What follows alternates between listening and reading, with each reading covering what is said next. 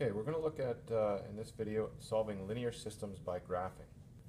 Okay, so the first thing we need to understand is what is a linear system of equations.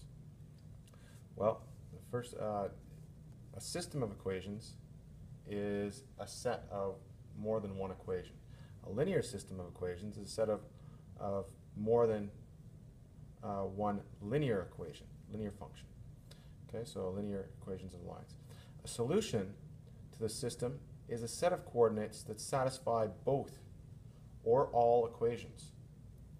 Okay, so it must be a point that is on each of the functions, each of the lines. So to describe that's just an intersection point. Okay, so that's where the two lines intersect. So graphically, this represents a point that is in common with both lines. This is called the intersection point, the point where the lines cross. Okay, so to get the solution, graph both lines and write down the intersection point. So basically you've got this. So you've got a graph, x, y axes, graph one line, graph the other line. This is the point of intersection. That's the point where the x and y coordinates are the same on both lines. If I moved up here on this line, the x and y coordinates here do not lie on that line. Okay, so it's not a solution to both equations. Okay. So graphically, what we want to do here is graph both lines. So here's an example. X equals 3 and y equals -2. So these are two lines, and to graph them, they're just vertical and horizontal lines. Okay, x equals 3 is just this line here. Y equals 2 is just this line here. Tells you exactly what the intersection point is here. X has to be 3, y has to be -2. Okay, so 3, -2 is the intersection point in that one. Okay. The next example is here. It is so one line, which is x equals -4, and another one, which is y equals 2x plus 5. Well, x equals -4 is a vertical line. Easy to graph at -4. And here we're going to use the slope and the y-intercept to graph these.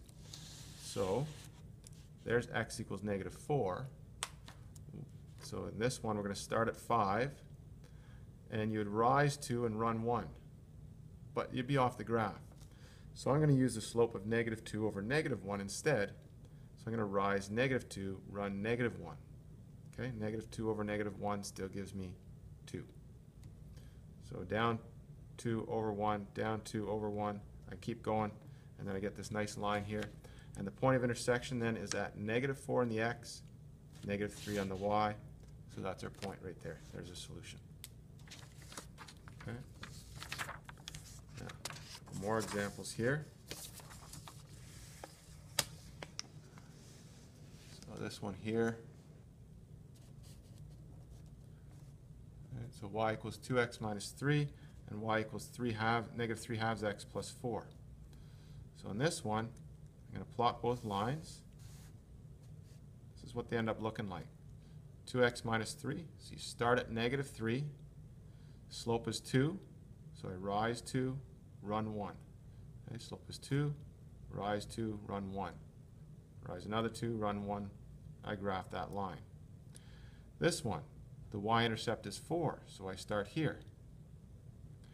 Then I rise -3, and I run 2. And I get that point. I draw that line, and here is the intersection point. Okay? The solution to that system, which is 2, 1. So x is 2, y is 1. So far, these have worked out really nice. Okay, so now let's take a look at this next one here, which is x minus 2y minus 10 equals 0.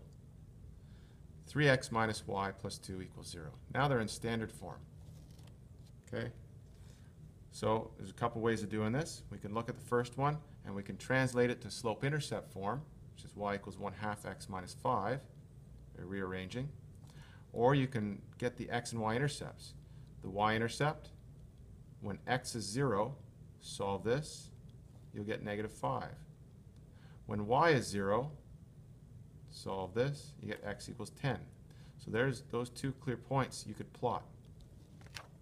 Okay, the next one, okay, convert it to slope-intercept form, y equals 3x plus 2. That works. You got a y-intercept, a nice slope. The x-intercepts, negative 2/3, not so nice. Y-intercept is 2. So following the process there. So we're going to use the slope-intercept form to graph this. It works best. Okay. I'm also going to use the slope-intercept form to graph the first one because my graph only goes up to 6 and negative 6. So an x-intercept of 10 I can't plot on my graph. So I'm going to choose a y-intercept of negative 5, and I'm going to use the slope for that one. Works best. I graph this. What ends up happening is the intersection point is actually off the graph. Even if the graph was extended, this intersection point doesn't happen perfectly at negative 3, negative 7. I'm guessing that based on what I see. There's going to be some inaccuracy when graphing if the intersection point isn't nice integer values. Okay, so negative 3, negative 7, I believe works for the second equation, but doesn't work for the first one.